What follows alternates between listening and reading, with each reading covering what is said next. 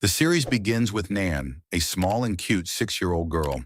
To her, her father and mother are just like Superman. In the morning, her mother cleans and does all the housework, and at night, she fights villains.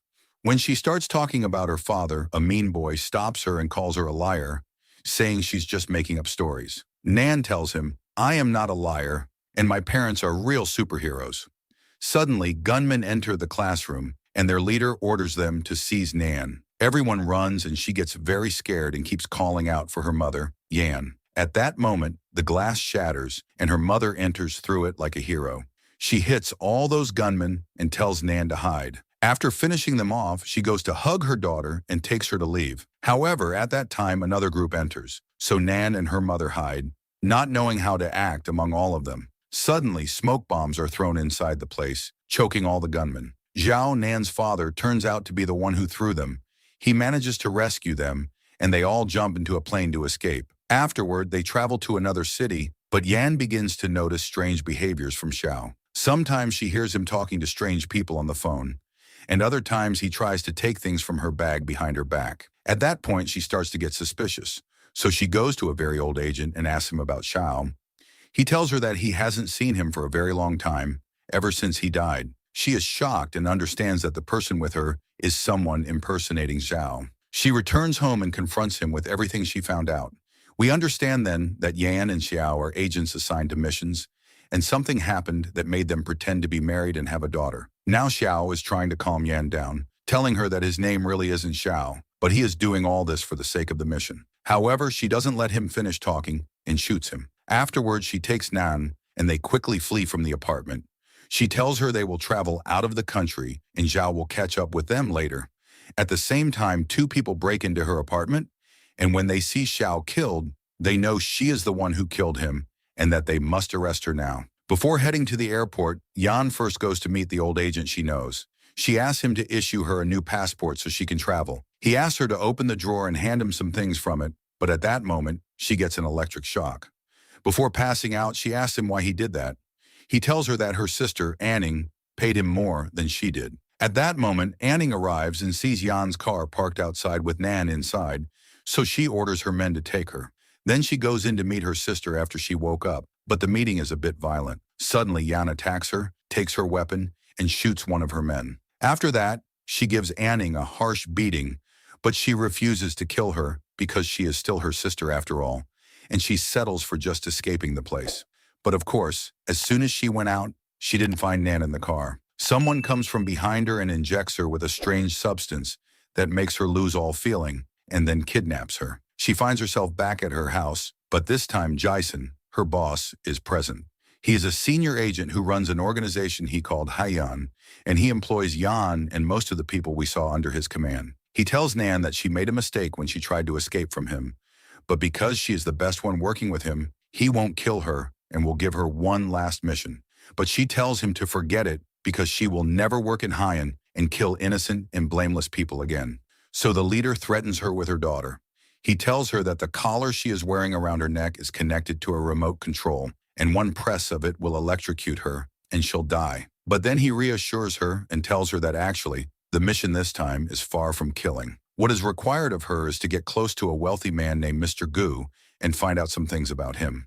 But he doesn't have any other information about him because he only knows his name. Even his face is unknown to them. All he knows is that he is a married man with a young son, which is why they will need her daughter to be with them in this mission. After a while, Nan enters the room wearing the same collar, and her remote is with Anning. So Yan understands that she has no choice but to carry out the mission. After they leave, she enters the bathroom to wash her face, but she finds Zhao's body in the bathtub. When she approaches him, he suddenly gets up and scares her. He says to her, "Did you think you were done with me, or what?" She gets angry and fires shots in the air. So he gets scared and starts running away from her. But she catches him, pushes him to the ground, and fights with him, bringing up all his past and present mistakes. He tells her, "Calm down, even our goal is shared." He shows her that he is also wearing the collar, and they must carry out the mission together. He reminds her of the good old days when they pretended to be a family and were able to hide for a whole year from the Haiyan organization. He promises her that this will be the last mission, and after that, she won't see his face again. She calms down for Nan's sake and starts preparing lunch. While they are eating, they start asking Nan about her friends at school and learn from her that Bing, Mr. Gu's son, is with her. But it turns out that she has been bullying the boy and hit him several times. From here, an idea comes to them. The next day they go to the school, having agreed with Nan that she should go and reconcile with Bing and apologize to him because his birthday is approaching.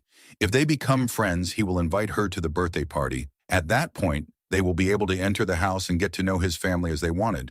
But as soon as the boy sees her, he is shocked as if he saw a ghost. He quickly runs away from her, and she runs after him. Yan and Xiao notice that their plan seems like it's going to fail before it even starts. So they play it another way and have the school administration call someone from Bing's family to resolve the dispute between the children. They think that the man who came is Mr. Gu, and they are very happy to have met him. But he surprises them and tells them that he is the one responsible for Bing, and Mr. Gu is busy and won't be able to come. But they insist at that time on meeting his wife since he is busy in order to apologize to her. When the man finds them insistent, he asks the school to bring them coffee and asks them to sit down. The surprise is that he knows their full names, and not only that, but also where they live and what they do. The bigger surprise is that at the end of the conversation, he asks them, "Do you know Haiyan?" Xiao plays dumb and tells him, "You mean the Haiyan stone they make rings from, right?" The man doesn't feel comfortable with Xiao and feels like he is twisting the truth. So he goes back to asking him about his field, because Xiao is supposed to be a businessman and a stock analyst in front of people. Xiao thinks for a few seconds and then answers him. The man opens his phone to verify, and luckily for Xiao, his answer turns out to be correct. But the man tells him to his face that he doesn't trust him and won't let him get to know Mr. Gu. After their second plan fails, they move on to Amanda, one of those working for Gu, and they find out she is crazy about cars and loves racing very much. So Xiao fixes himself up and shows off his car in front of her. She keeps staring at him in the car, so Xiao takes advantage of the situation and goes to introduce himself to her. Yan is with him on the earpiece, feeding him what to say to her so they don't get exposed. When he finally goes to ask her to mediate for him to join the administration through which he can get to know Gu, there is a very loud horn sound that prevents her from hearing anything. Xiao gets angry and goes out to see who the annoying person making this noise is. Suddenly, it turns out to be Lodge, who is with Anning and her team. Amanda turns out to know him, and afterward, she apologizes to Xiao that she won't be able to mediate for him because the matter will be difficult. At that time, Lodge starts taunting him because Amanda agreed to his request to enroll his son in her school. So Xiao asks her, why him? And how can he enroll a son when he doesn't have children? But it turns out that Lodge and Anning wanted to annoy Yan and Xiao, so they adopted a child and went and told Jason, the owner of Haiyan, that they would make this boy be with Nan in school to help her get close to Bing. However, Xiao is certain that they are liars and is surprised by the love that suddenly fell upon them. He tries to convince Jason in every way that they are coming to ruin the mission, but Jason ignores him. He tells them that he has no problem with Lodge and Anning helping, but if their team carries out the mission first, then Xiao and Yan will be considered losers, and the collar around their necks will electrocute them, and they will die. Thus, he increased the competition between them and ensured that Xiao and Yan would execute the mission as quickly as possible. After a few days, Amanda throws a big birthday party for her daughter Anki, and the invitation is public, so Xiao and Yan take the opportunity and go. They want to introduce Nan to Anki, but the girl is very mean and kicks out Bai, Nan's friend, and her mother because they are beneath her. Also, Lodge attends with Anning, and they bring many expensive gifts, winning Amanda's approval, and she stays standing with them. So Xiao goes to Lodge and whispers bad things about Anning in his ear. He gets very angry and starts hitting him. Xiao pretends to be helpless and doesn't defend himself so that Amanda will come and kick Lodge out because he ruined the birthday, and she apologizes to Xiao. After the party ends, Yan tells Xiao in the car that she has an idea and she has a very powerful gift for Amanda. Xiao is surprised and tells her, Amanda is rich and doesn't need gifts at all. However, Yan turns out to be smart because this gift is something Amanda loves and doesn't have with her now. The next day, she goes to the same cafe where Amanda is and shows her a video of her when she was young playing the piano. Amanda is impressed and asks her, how did you find this video? After watching it, she tells her, I know you're doing all this because you want me to mediate for you to enter the board of directors. So I will help you, but on one condition, that you put a certain medicine for Bai, Nan's friend, because they have a singing competition and she will compete against my daughter, and this medicine will make Bai unable to sing. Before we continue, I think you forgot to hit the like button. Press like now, my friend, and subscribe now. Jan is forced to agree and goes to pick up her daughter from school and offers Bai to come have dinner with them today. The girl is happy and says she will come. At night, Bai goes to their house and Jan orders food for them and tells Xiao about what happened between her and Amanda. He asks her, "What are you planning to do?" She tells him that she changed the medicine she took from Amanda and indeed will not let Bai sing in the competition, but she will do something better for her. It turns out she applied for her in a school for singing and music, 100 times better than the competition, so as not to destroy the girl's future. After a while, the food arrives, but as soon as they open it, gas bombs come out of it, choking them. At that moment, the girl who delivered the food enters the house, but Jan is awake and was not affected by the gas. So she manages to catch the girl and puts her in the car to talk to her, thinking that Amanda was the one who sent her. However, the girl turns out to be a teacher at the school and overheard Amanda by chance while she was talking about her plan. So she raided the house and wanted to save Bai. Jan tells her that she didn't intend to do anything bad to Bai because she is also a mother, but she goes back to asking the teacher if there was a strong reason for her to do all this for a child. The teacher starts crying and remembers when she was young and was with Amanda in the same school, and they had a piano competition. Because Amanda was rich, her father was able to bribe a teacher at the school. So that teacher went and broke her finger and made Amanda the one who won. Since then, she hasn't been able to stand her and felt she had to save Bai so she wouldn't be wrong like her. Yen calms her down and gives her Bai's registration paper for the music school and asks her to convince Bai's mother to sign it. The teacher listens to her, and at the time of the competition, everyone sings, including Amanda's daughter. But Bai is sad and keeps crying because her mother prevented her from singing. Anki goes to her and keeps taunting her. Finally, Bai has had enough and goes up to sing on stage against all of them. And of course, she is the best, so she wins. Her mother, when she sees her happy, encourages her and even apologizes to her. But Amanda gets furious and goes to fight with Yan. She tells her that she didn't expect her to be this stupid because she must now forget the dream of even stepping toward the board of directors. But Yan and Xiao don't care and are happy with Bai's win, so they go out to celebrate with her. The next day, she goes to school with Nan, but during lunch, she accidentally swallows a fork, so she chokes, and Nan calls for the teacher to come and save her friend. So they take her to the hospital. But we find that the doctor who will treat her receives a message to do what was requested of him. So he takes the scalpel to cut Bai's vocal cords so she won't be able to sing or even speak again. Indeed, after the operation, Jan learns from Ms. Lai that Bai won't be able to speak because a medical error occurred during the operation. Everyone is certain that Amanda is the cause, but they have no evidence. So they request an official report from the school explaining what happened. The principal comes out with the cook to apologize. The principal says he will fire the cook because of his negligence, and thus the school has done its duty. Afterward, the principal goes to talk to the person in charge of the singing competition and asks him to give the scholarship to Anki instead of Bai. The official agrees and throws Bai's papers in the trash. Her mother sees them while she is cleaning and becomes very sad for her daughter.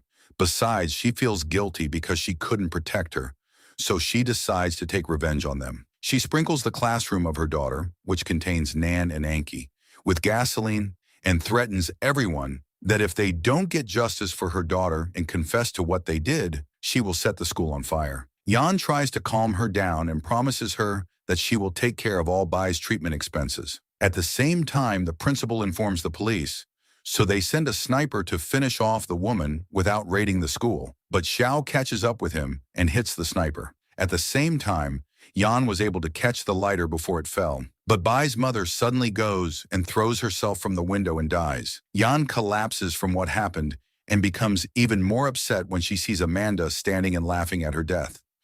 At that point, they decide to take revenge on everyone who was responsible for harming Bai and her mother. They start with the cook, and Xiao goes to get to know him more and invites him to a fancy restaurant. Yan enters afterward and presents him with a plate full of forks, and they force-feed him until blood comes out of his mouth. Then they record a video of him confessing to what the principal and the doctor did, but they force him to mention the principal's eldest son because they have a plan. After that, they send this video to Xia, the principal's son. Xia gets angry, and it appears that he has a disorder. When he hears his name, he goes to prepare dinner for his father and puts things in it that he is allergic to. The man gets tired, and Xia waits for him until he falls to the ground. Then he calls the ambulance and pretends to be sad for him until the man dies inside the intensive care room. Afterward, it's the turn of the doctor who performed the operation on Bai. They expose him in front of everyone, with a video of him with one of the nurses. But the matter doesn't end here because Jia turns out to be crazy. He takes a knife and goes to stab the doctor several times in a brutal way. They leave Amanda for last and wait until the day of her daughter Anki's performance because she will play with her on the piano. But before she starts playing, Jan talks to her from the earpiece she put in her ear and starts scaring her and letting her hear the sound of a bomb placed inside the piano. Finally, the woman gets terrified and goes to protect her daughter and scares the people. But her guard takes out the bomb and tells her it's not real. Amanda gets nervous and returns home quickly, but there she receives a package containing a picture of a dead person. So she quickly throws the picture from her hand. At the same time, Lai and Jan are standing far outside watching her. They call her again to scare her and play creepy music for her until the woman goes mad. She takes a sharp object and puts it in her ear so she can't hear again. Lai agrees with Jan that she will help her in her work because she has come to trust her. Afterward, Jan returns home with Xiao, and they are happy with their revenge, but they are surprised by Anning as she opens the door for them, and Nan is sitting with Jason, who is helping her study. She fears for her daughter and quickly takes her from him. She asks Jason what brought him here. Jason tells her that there is an important auction tomorrow where a painting by a famous artist will be sold. They know how much he loves auctions, which is why he assigns them this small mission. And of course, if they don't agree, they know what will happen to them. So they dress up and prepare for their new mission and go to the auction with a different identity. They take Lai with them to help them by logging into their bank accounts to know how much they have so they can win the auction. Indeed, they take the painting and return with it home to deliver it to Jason. But they stay looking at it, not understanding how people could pay all this for this scribbling. Afterward, Jan goes in to read a story to Nan before she sleeps. But at that time, she hears the sound of a car. She goes out to see what's happening and finds Xiao leaving the house and getting into Laj and Anning's car. She follows them, and they afterward arrive at another house inside which is a dead woman. Laj and Anning are supposed to be required to make this crime look like a suicide. They took Xiao with them to help them because he lost a lot of money recently due to the missions, and they promised him they would compensate him if he helped them. But in the middle of the mission, he backs out because when he investigates the way the woman died, it appears that her husband is the one who killed her. So he tells them that not only will he leave them and go, but they must come with him or else he will inform the police. So Laj and Anning attack him and threaten to finish him off if he doesn't help them. But at that moment, Jan enters and rescues him and agrees with him that they should leave alone and let Laj and Anning carry out the mission by themselves. Afterward, they return home, and Jan tells him that there are more important things they must focus on now because she found another way through which they can get close to Mr. Gu again. At that moment, Lai comes and shows them pictures of a very fancy restaurant and tells them it's the same style as all of Gu's projects and is managed by someone named Sly. Anyone Gu appoints to manage his projects must be known to him and close to him as well, which is why they must get close to Sly and make her trust them. The plan is as follows. Jan and Xiao impersonate a couple from the Smith family and go to the restaurant as very important customers, and the chef welcomes them. He puts on a big show for them. Afterward, Jan asks their permission to go to the bathroom to fix her makeup, but at that moment, she turns and goes to the other side of the restaurant to the place where Sly sits. She sees the waiter putting something in Sly's drink, so she goes to warn her against drinking the juice. Sly thanks her and asks her to wait for her outside. Then Sly brings the waiter, has the guard seize him, and makes him drink the whole beverage. Afterwards, she goes out to get to know Yan and thinks she is from the Smith family as she heard, so she thanks her and tells her that what happened was a misunderstanding. After that, the school calls Yan and tells her to come immediately with Xiao because Nan is causing trouble with her colleagues. They go quickly there, and it turns out she hit Bing by mistake while she was defending the girl who just came to the school. They resolve the problem and take Nan and her new friend to drop them off, but the girl points to her mother's car and tells them she is waiting for her. The surprise is that her mother turns out to be Sly, and she saw her daughter standing with Jan. She becomes suspicious of her because the Smith family is supposed to live abroad and doesn't have children in the first place. To make sure, she sets a kind of trap for her.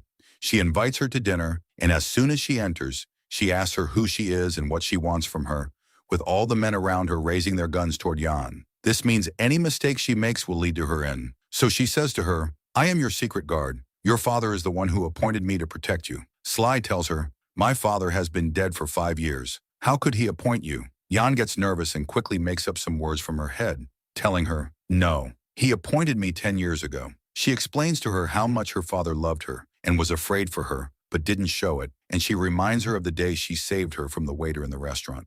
Sly believes her because, indeed, if Jan wanted to harm her, she wouldn't have saved her that day. So she thanks her again, and they sit down to have dinner together. They talk for a bit, but while they are sitting, Sly suddenly gets tired and bleeds heavily. She leaves quickly and asks her guards to bring her Ruo, her daughter, immediately. Jan returns home and tells Xiao what happened and tells him that every time she talked to Sly about the Gu family, she would close the subject very quickly. The next day, Nan tells them that Ruo didn't come today, and the teacher tells them she is tired. So they take flowers for her and go visit her at home. But Sly refuses to let them see her. She just thanks them for the flowers and sends them away. Jan suspects that there is something wrong in Sly's relationship with her daughter. Indeed, her suspicions turn out to be correct because Sly turns out to have a strange disease and constantly needs to take blood from Ruo to stay alive. We learn then that Ruo is not actually her daughter. She took her from the orphanage when she found out her blood type just to exploit her. Afterward, we see Lodge and Anning going to meet Sly. They turn out to know everything about her and tell her that if she keeps drawing blood from Ruo, she will die like the ones before her. For that reason, they give her ready-made blood samples and tell her they will continue to provide her with this blood on one condition. She must send them a VIP invitation to the charity party she is holding tomorrow so they can meet Gu. But of course, she doesn't agree and tells them that if Gu finds out, he will kill her. So they show her a set of pictures of many children she adopted and who died. And if she doesn't follow their words, she will go to prison. At the same time, Jan is listening to the words being said because she had placed a listening device in her house before leaving. She fears for Ruo and tries to enter Sly's house to save her. Indeed, she is able to enter without anyone seeing her. She finds a secret room containing a safe, so she opens it. She sees inside the same collar that Jason put around her neck, so she is very surprised and puts the item in her bag. But the guards see her, so they move away from Ruo's room and attack Jan. But she kills them all, and Ruo is able to escape from the room, and Jan sees her. She takes her home and reassures her that she will help her get rid of Sly and no one will harm her again. But at that time, Sly finds out that Ruo has escaped. Lodge and Anning are with her, so they tell her they will help her find her. They follow the tracking device that Sly had placed in Ruo's teddy bear. Anning finds out that this path will lead her to Jan's house. So they go straight to the house, but they find Jan and Xiao in their house clothes, having just woken up. So Sly apologizes to them and leaves. When they look at the location, they discover that the teddy bear is thrown in a nearby trash can. Anning tells her to focus now on the party, and they will bring her daughter to her tomorrow. The next day, they kidnap Nan from the school. At that time, Yan is sitting with Xiao and showing him the collar she found at Sly's. Xiao tells her this means there is someone else manufacturing this collar besides Jason. If they find him, they will be able to remove it from their necks and get rid of Jason forever. But at that time, Sly calls them and tells them that Nan is with her. And if they don't return Ruo within an hour, their daughter will die. They agree to return her because they won't risk Nan's life. But as soon as they bring the girl to her, Lodge and Anning drug them. Sly wants to finish them off, but Anning prevents her. She asks her to let her deal with them. Sly agrees and Anning returns the three of them to the house.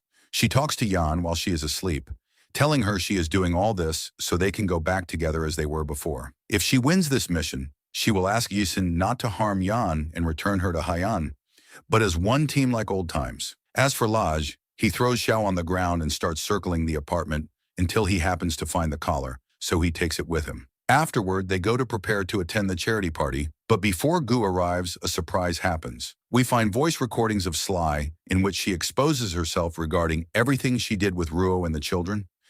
Immediately after that, the police come and arrest her, and Xiao is standing there watching and gloating over them. At that moment, he remembers the plan he made. It turns out that before he handed over Ruo, he put a watch on her hand that records sound, so it recorded all of Ruo's words while she was talking to Anning. Anning goes crazy and returns to Jan's house but doesn't find her there. At that time, she is in the hospital with Nan and Ruo to check on them. As for Anning, she goes to sit with Lodge in the garage while he tries to calm her down. He remembers the collar he took from Xiao's house, so he shows it to her and tells her he noticed that one is made by Haiyan and the other is a non-original imitation. The collar is supposed to be made for someone specific. Their data is put inside the collar so it appears in their system. He now wants to know who this collar belongs to exactly and how its owner isn't wearing it. She suggests that they take the collar to Jason so they don't get into trouble.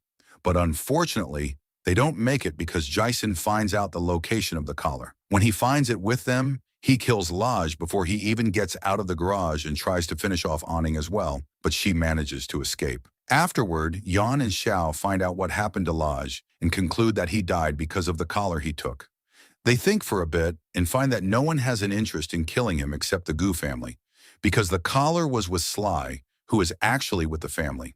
They get scared, and when they think again, they get even more scared, because this means that if Laj hadn't stolen the collar, they would have been the ones dead instead of him. So they go to close the doors and windows and prepare for any attack. But nothing happens, and they stay sitting there very bored and dying to sleep. Jan opens any subject and asks Xiao why he didn't want to kill her, as Jason ordered him at first. At that moment, he remembers his last mission with Haiyan when Jan escaped, and Jason wanted to take revenge on her, so he sent Xiao after her to kill her. But he couldn't because he fell in love with her at first sight and decided to help her and escape with her, because she had also adopted Nan after her real mother died. And since then, they have been pretending to be a family in front of people. Then he asks her if she really intended to kill him when she shot him, but she laughs at him and tells him she knew he was wearing a vest, which is why she shot freely. He becomes very happy, picks her up, and spins her around. As for Anning, after Laj's death, she goes crazy and wants to take revenge on anyone. For that reason, she goes to the school with the intention of kidnapping Ruo and finishing her off because Sly is the reason for everything that happened. But Lai sees her while she is in the school, so she moves Nan and Ruo away and calls Jan to come and act. Jan agrees with Lai that she should leave the city for a while with Ruo until everything calms down. As soon as Jason finds out what Aning wanted to do, he goes to scold her and slaps her, telling her, "I forgave you once, so I don't want any more mistakes." The next day, we see Nan in school standing with Bing, and it's clear they became friends. For that reason, Bing invites her to his birthday next week and gives her an invitation for her and her family. After a week, Nan and her family get ready and go to Mr. Gu's palace, not believing that they will finally reveal his identity and the mission will end. But as soon as they enter the palace gate, Gu's bodyguard stops them and tells them they must do a quick blood test in case they have diseases. He justifies what he will do by saying these are Mr. Gu's customs, because he is afraid for his son's safety, nothing more. They agree and the guard takes Jan, but not to examine her. He injects her with a certain substance to make her tell the truth. He starts asking her about Haiyan and if she has any relationship with it. She tries to resist the effect of the substance and indeed manages to hide the truth from him, telling him she doesn't understand what he is talking about. So she passes the test and the three of them enter the house to meet Gu and his wife. But as soon as Jan sees him, she is shocked because he turns out to be her old love. She gets nervous and asks Xiao to speak with him privately. At that time, she explains to him that this Gu, his real name is Kevin, and he was actually working in Haiyan and was the one who trained her. Xiao says to her, "If that's the case, why didn't he recognize you as soon as he saw you?" She tells him that maybe he was afraid of his wife because they loved each other in the past. Xiao leaves everything else and focuses on the part that she used to love someone else. She tells him, "It's not the time at all. We must think about how we will act." Afterward, they go out so no one suspects them, and they celebrate Bing's birthday. The boy tells them at that time that he wants to play a game with them. Xiao asks him, "How about you and Nan hide and we look for you?" Bing agrees, but Gu has his guard be the one to look for them, not Xiao. So Xiao has Bing wear a watch and tells him not to tell his father. Afterward, Yan brings a drink and goes to talk to Gu. She pretends to drop the glass and Gu catches it quickly. She sees a mark on his hand, and this mark happened to him when he took a bullet in her place back when they were working together. So she confirms that he is Kevin. As for Xiao, he enters the surveillance room in the palace and drugs the guards, and from the camera recordings, he is able to know the passwords for the doors. While the guard is looking for the children, he feels that Yan and Zhao are acting in a strange way, so he monitors them. After a while, we find him going to Gu's wife and informing her that he suspects Yan knew Gu in the past. She calls Gu and reminds him of his past, the day she rescued him from Jason, who tried to kill him, and took him to her father to work with him and agreed with them to help him destroy Haiyan. Gu tells her he can never forget his hatred or his revenge, and she must trust him a little. She believes him and orders the guard to deal with their guests. He monitors Xiao and sees him entering one of the rooms, so he locks it on him and turns on the alarms that make the room get very hot. Afterward, he sees Yan looking for Xiao and tells her that Mr. Gu wants her now, and warns her that if she enters any of these rooms, it will lock on her and she will die from the heat. She fears for Xiao and tries to get away from the guard to get him out, but he refuses to let her go. She is forced to hit him and escape from him. Afterwards, she opens the room Xiao is in and takes him out while she is breaking down, thinking he has died. But he turns out to be alive and was playing a prank on her to see if she loved him and was afraid for him or not. She hits him and tells him, "Get up so we can look for Nan." He tells her he has a tracking device with Bing through which they know Nan's location, so they go to take her. They ask Bing if there is another place besides the main gate to get out from. He tells them about a secret place he always escapes from when he feels suffocated by the house. So they go to that place and get Nan out first. But they don't manage to get out because the guards surround them and prevent them from moving. Nan is able to escape, but a car stops in front of her and takes her. Afterward, the guards take Yan and Xiao and bring them to Gu's wife so she can deal with them as she sees fit. She puts Yan on a chair with Xiao in front of her. She tells her how much she hates Haiyan because it was the cause of the death of the person dearest to her, and she remembers then what happened. We learn that the father of Bai, Gu's wife, hated Haiyan very much. So Jaisen kidnapped him and his daughter and put them on a chair in the same way Yan is in now and started electrocuting her father in front of her. In the end, he shot him, and when he came to kill her as well, Gu came to rescue her from him. She tells Yan she will destroy Haiyan and anyone belonging to it. Yan tells her she is misunderstood because she works in Haiyan against her will, and if she carries out this mission, she will be free. However, she doesn't believe her and electrocutes Xiao until he loses consciousness. Afterward, she orders the guard to tie Yan well and throw her into the water, but Gu stops him and first goes to ask her about Haiyan's location. She tells him, "I don't know because Haiyan changes its location every year." When he doesn't reach a solution with her, he orders his guard to throw her. She drowns and loses consciousness inside the water until suddenly she opens her eyes and finds Xiao and Nan beside her. It turns out that the one who took Nan was Anning, and she followed Gu until she knew Yan's location and rescued her. Afterward, Yan goes to Jaisen and reveals to him Gu's truth and all the information he wants to know. She asks him to give her the key to the collar, but he tells her, "Unfortunately, the person who made this collar died, and I don't know the location of the key, so it will stay on your neck, but I won't harm you with it." She, of course, doesn't believe him, but there is no solution before her. She returns home, and the next day she wakes up to prepare breakfast for Xiao and Nan. They sit to eat like any normal family, and they are happy. But suddenly afterward, they get dizzy and fall asleep. Jaisen enters to take them and puts them on a plane going to Singapore. As for Yan, she returns with him to Haiyan. A period of time passes, and she carries out all the missions he gives her with Anning. Now Jaisen is working on a special mission with important people and has a flash drive containing all the important information. She enters his laptop and transfers all the information. But Anning sees her and knows she wants to escape again and leave her. She tries to prevent her, but in the end, Yan manages to take all the information. Also, she finds the key that will open the collar around her neck, so she takes it and tells Anning there is no time and they must escape quickly. But Anning tells her that Haiyan is her home and she won't be able to leave it, so Yan escapes alone. And when she goes out, she finds Xiao waiting for her and they escape together. We learn then that before Gu threw her into the water, he told her he wanted the information list of Jaisen, because through it he would be able to destroy Haiyan forever, and he gave her a knife to untie the rope in the water. He also told her before throwing her about the shape of the key Jaisen was hiding, so she could open the collar with it. That's why she was forced to go back to work with Jaisen again. Xiao found out from Gu about their plan, which is why he waited for her in front of the institution and took her to the airport afterward to board the plane to get away from Jaisen. Gu's wife meets them there and takes the flash drive from Yan and thanks her. She hands this information over to the police, and they arrest Jaisen and all those with him. After that, a long period passes, and Xiao and Yan start a new life with Nan. The two of them open a flower shop, and every so often they gather with Gu and their friends and take a photo for memory. Don't forget to subscribe to the channel and activate the notification bell to receive the latest videos.